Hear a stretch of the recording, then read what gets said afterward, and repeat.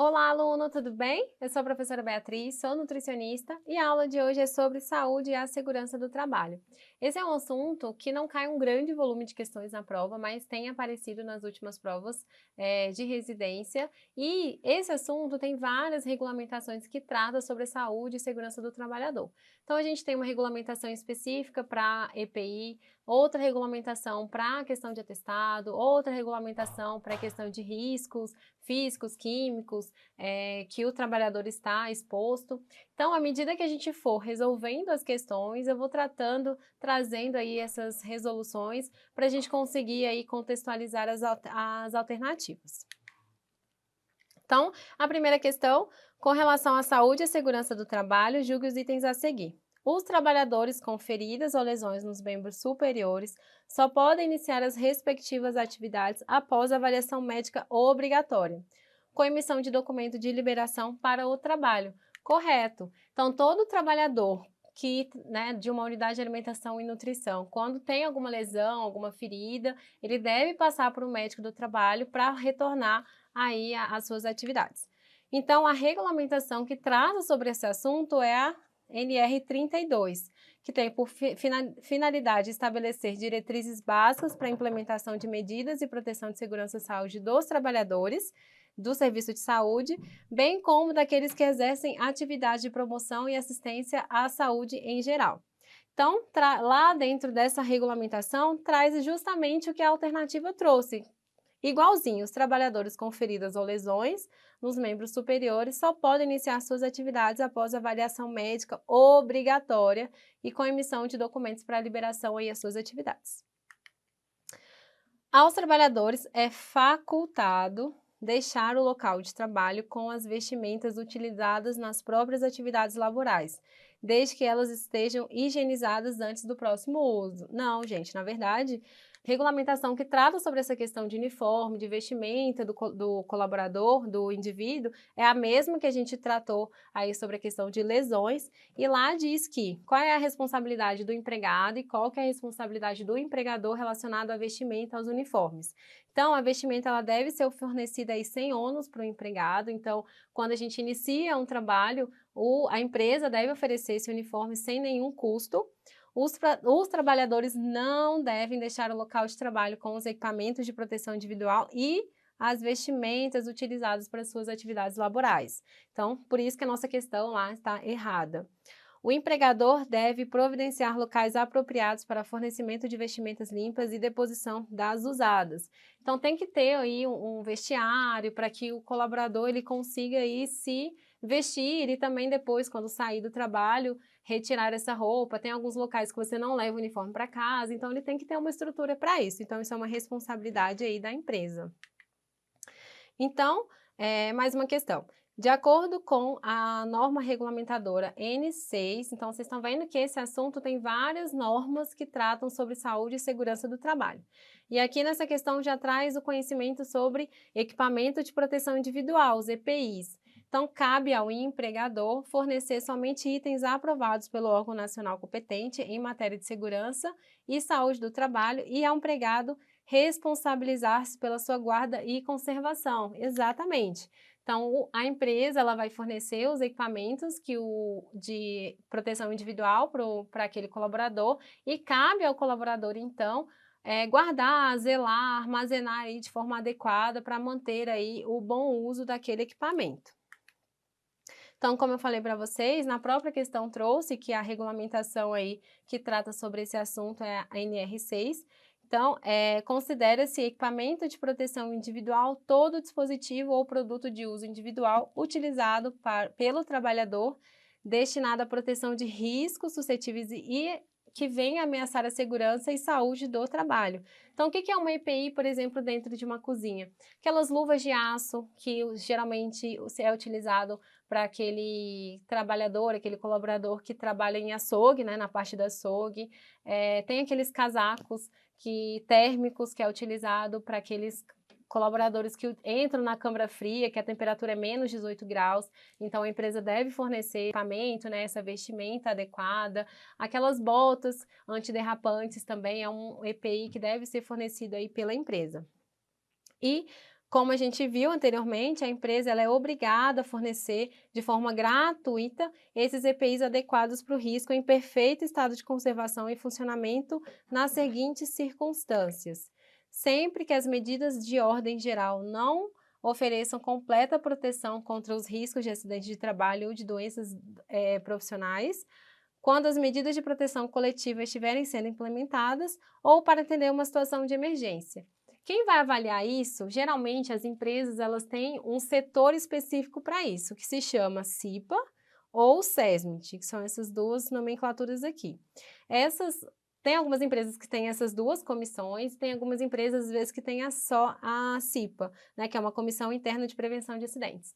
Então, essas comissões, eles vão avaliar quais são os riscos inerentes ali dentro daquela área de trabalho e vai determinar quais são os equipamentos de proteção individual mais adequados para evitar aí os riscos, lesionar aí o nosso colaborador. Então, essas empresas aí geralmente têm essas comissões, esse setor que vai estar dando suporte aí à empresa para fornecer esses equipamentos.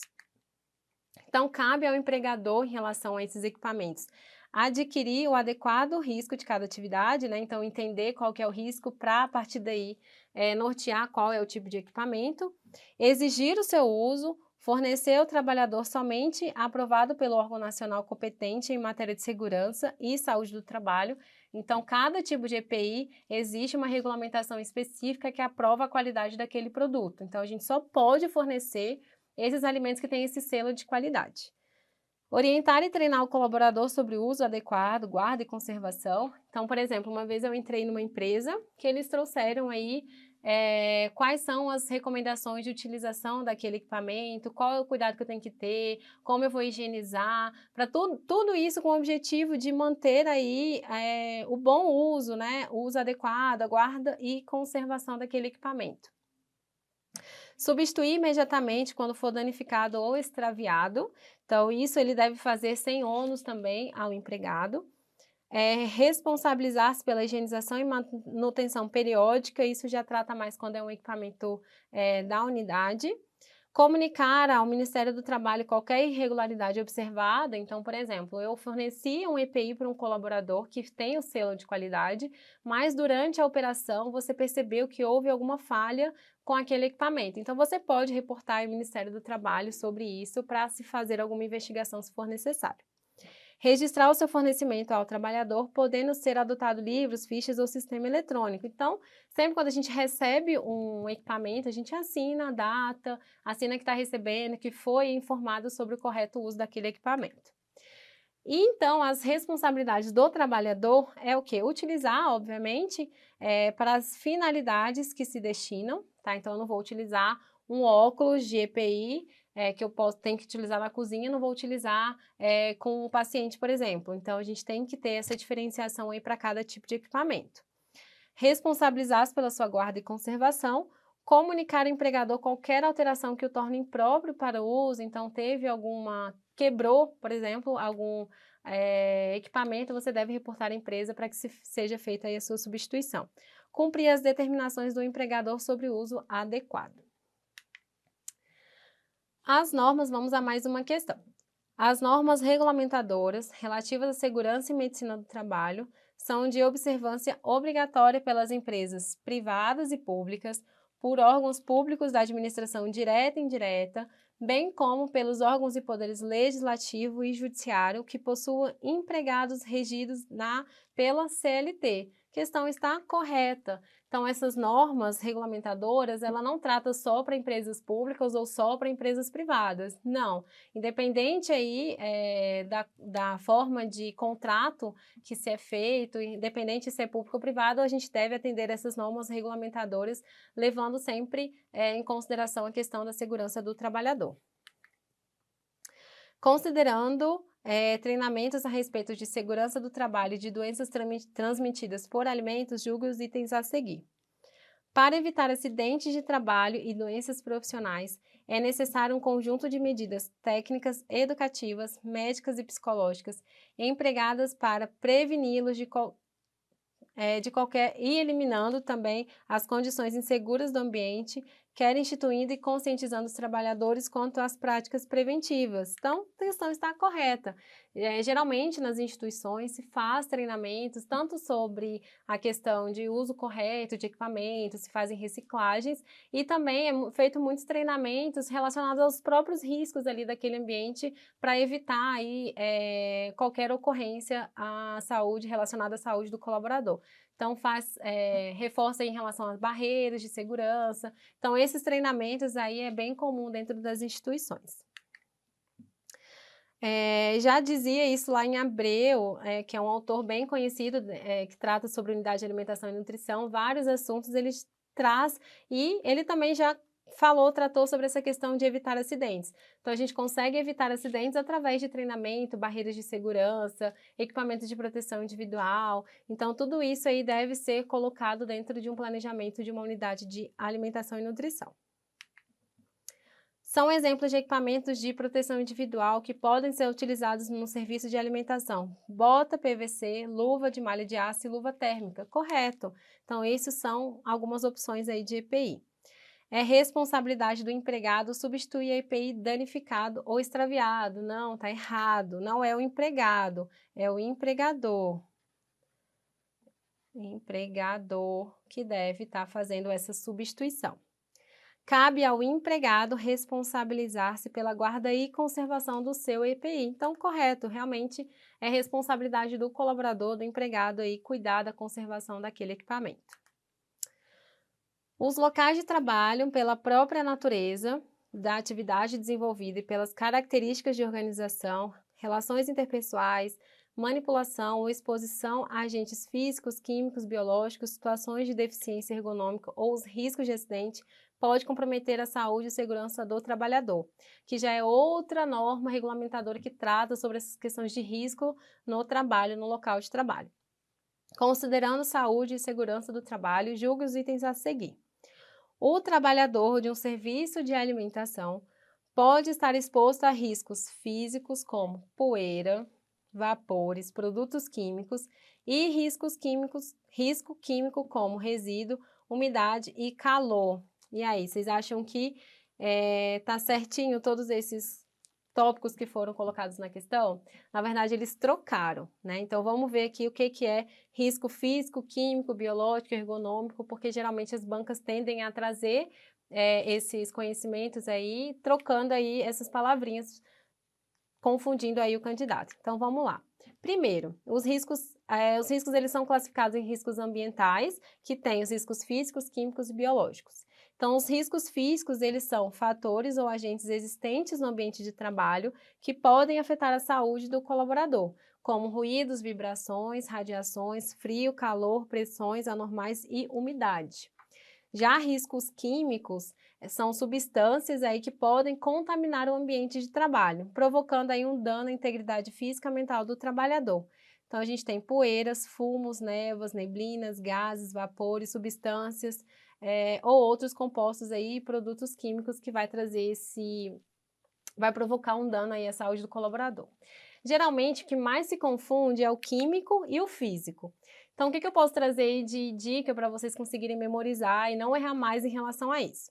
Quando você vê a questão riscos químicos, lembra que tenta associar coisas que contaminam o ambiente. Então, que contaminar o ambiente, que tiver uma substância que vai contaminar o ambiente, que você tem que evadir, tem que sair daquele prédio, é um risco químico. Então, vamos tentar colocar pelo exemplo aqui.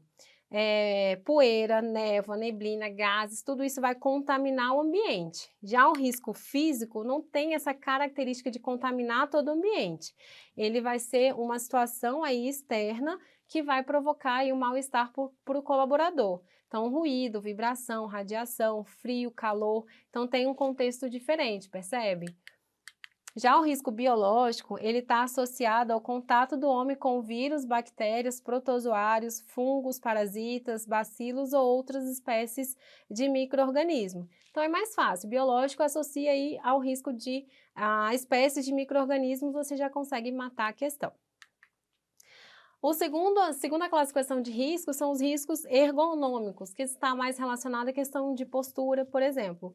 Então, está ligado aí à execução de tarefas, à organização em relações de trabalho, esforço físico. Então, aquele colaborador que trabalha em estoque, por exemplo, ele carrega caixa, coloca caixa na prateleira, né? Pega a caixa do caminhão e faz todo esse dimensionamento aí do estoque. Então, ele tem um risco aí muito maior do que um colaborador que está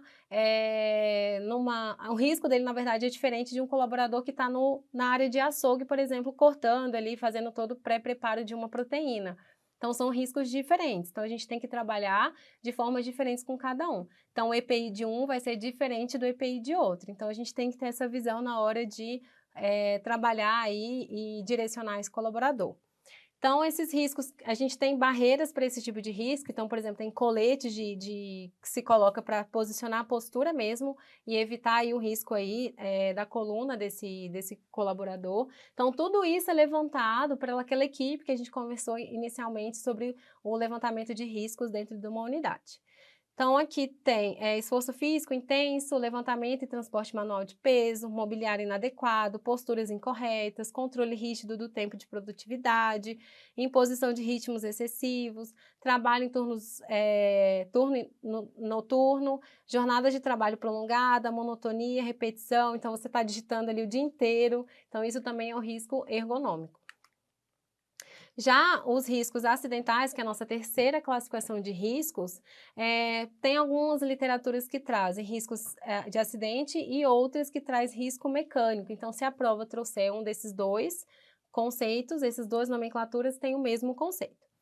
Então, geralmente, esses riscos estão relacionados a, por exemplo, algum equipamento que não foi feito manutenção preventiva, então isso traz o risco para o colaborador, alguma falta de higienização ali que vai também trazer uma má funcionalidade daquele equipamento, isso traz um risco mecânico, um risco de acidente também para o colaborador. Então, são muito diversificados e estão presentes no arranjo físico inadequado, piso também, pouco resistente, irregular. A gente tem regulamentação que trata sobre a questão física da uma unidade de alimentação e nutrição em relação a piso, em relação a paredes, em relação às janelas. A gente tem todas as regras relacionadas à estrutura física de uma unidade de alimentação e nutrição. Então, se a gente não segue aquelas recomendações, tem, por exemplo, um piso ali com uma rachadura, concorda que isso vai trazer um risco maior para o colaborador? Se o piso não é antiderrapante, isso não vai trazer um risco maior para o colaborador também? Então, a gente tem que pensar em tudo isso aí para conseguir trazer mais segurança aí no trabalho. Então, material ou matéria-prima fora da especificação, então utilizar um equipamento que não está dentro aí não tem um selo de qualidade aí dos órgãos competentes, então isso vai influenciar também na saúde do colaborador. Utilização de máquinas e equipamentos sem proteção, ferramentas impróprias ou defeituosas, iluminação excessiva ou insuficiente, instalação elétrica defeituosa, então tem o risco ali de ter algum choque ou ter algum risco de incêndio, porque não faz manutenção preventiva aí da parte elétrica, a parte estrutural mesmo.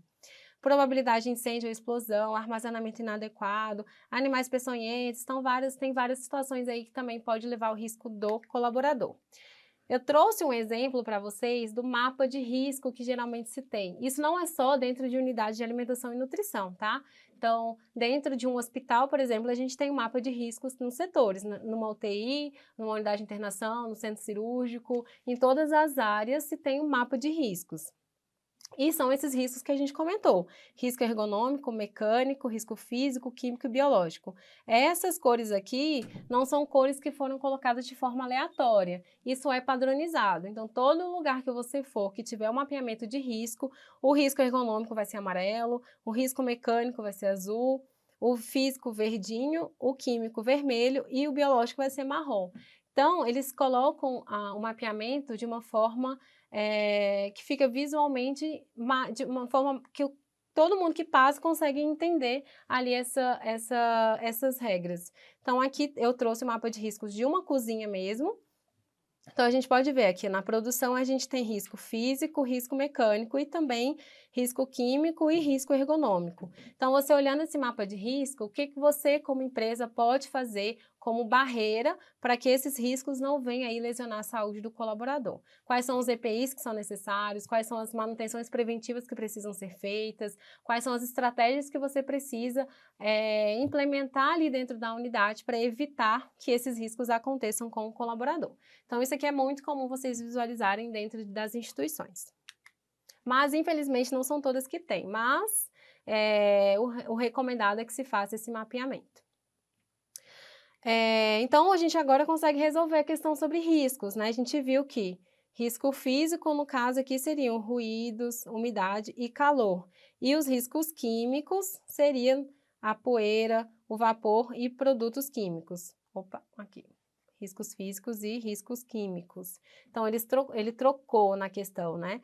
Então, os riscos físicos são os ruídos, umidade e calor, e os riscos químicos são a poeira, vapores e produtos químicos. Então, a alternativa está errada. O exame médico periódico deve ser realizado anualmente ou em menor intervalo de trabalhadores expostos a riscos ou a situações de trabalho que impliquem o desencadeamento ou agravamento da doença ocupacional ou que sejam portadores de doença crônica. Para os trabalhadores sem condições anteriormente citadas, será realizado anualmente se possuírem menos de 18 anos ou mais de 45 anos de idade, ou a cada 2 anos para aqueles com idade entre 18 e 45 anos de idade. Então, aonde vai tratar aí sobre essa questão de atestado, atestado admissional, quando o colaborador retorna de um atestado de licença médica. Então, a regulamentação é a NR7, que vai estabelecer as diretrizes relacionadas aí ao controle médico de saúde ocupacional nas organizações com o objetivo de proteger e preservar a saúde dos seus empregados em relação aos riscos ocupacionais. Tá? Então, lá nessa regulamentação tem vários detalhezinhos, mas eu selecionei alguns que pode ser uma probabilidade de questão para você não se confundir.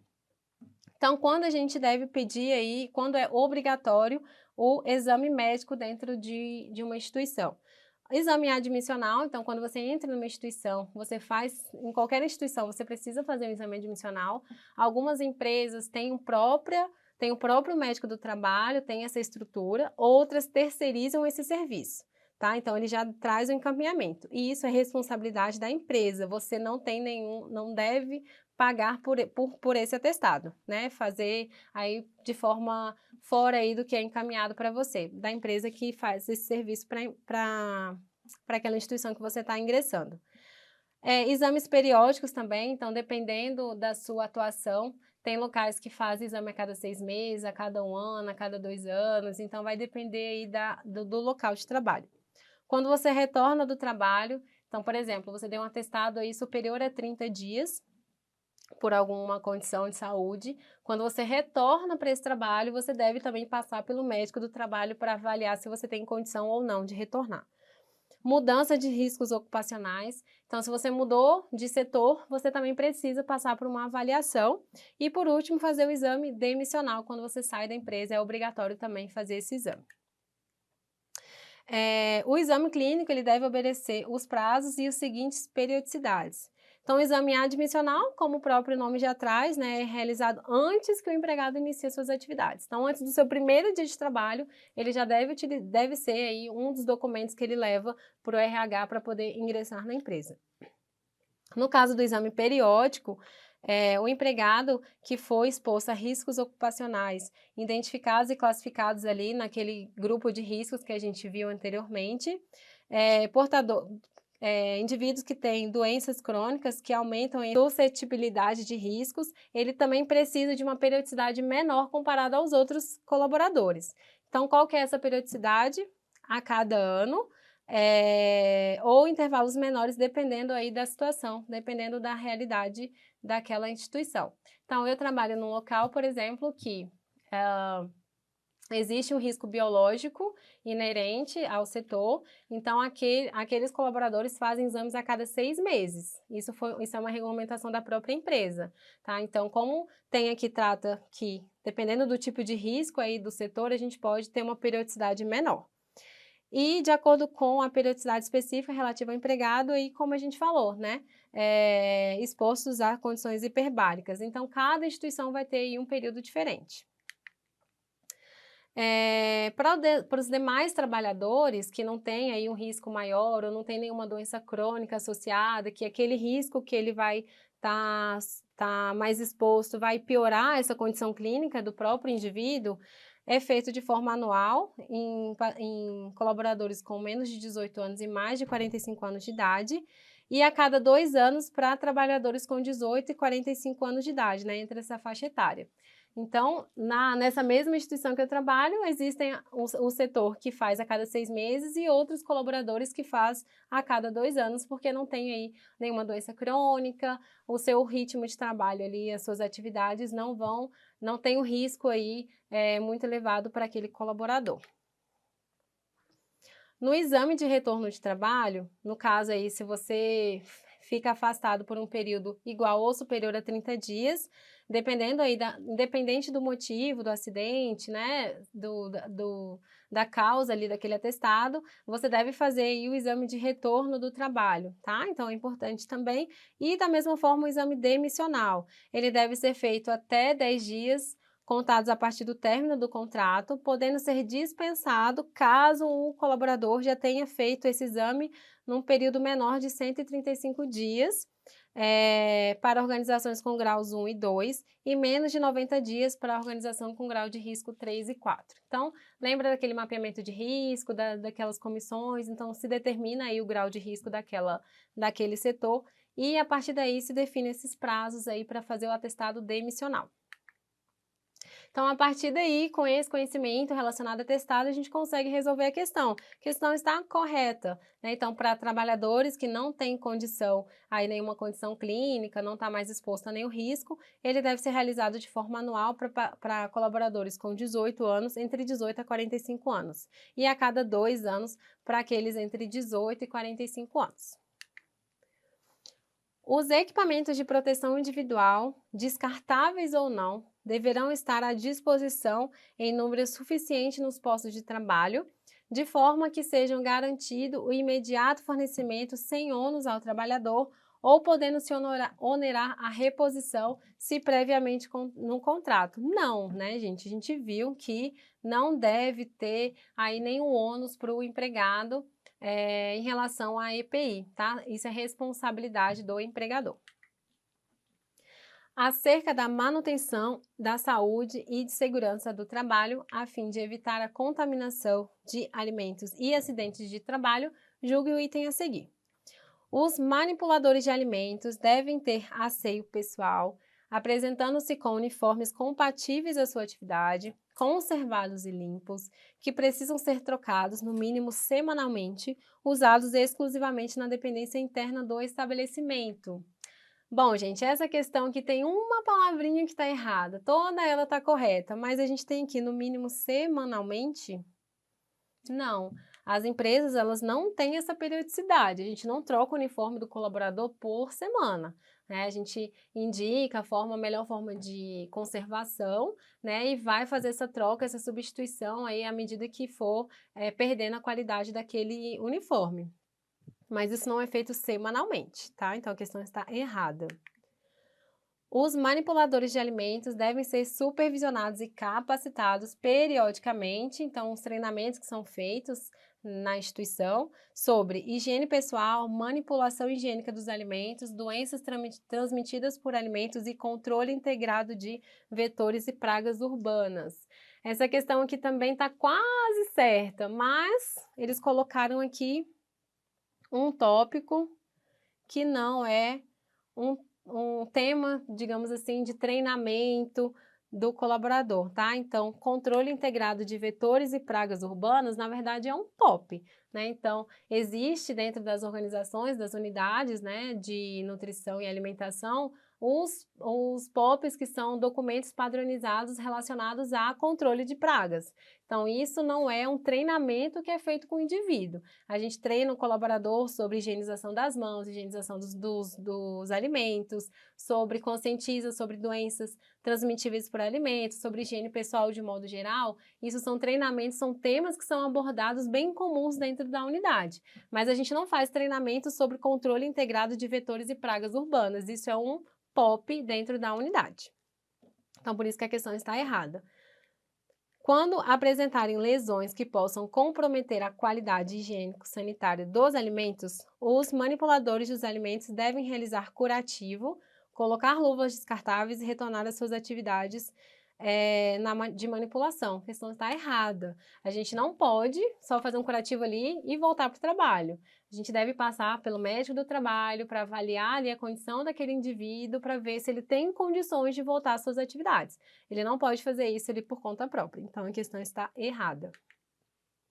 Sobre essa temática, é importante você revisar aí essas regulamentações de EPI, riscos, né, que a gente viu, e também sobre a questão de controle de atestados. Isso é importante você saber para você não se confundir sobre esse tema, tá bom? Por hoje é só, bons estudos e até a próxima!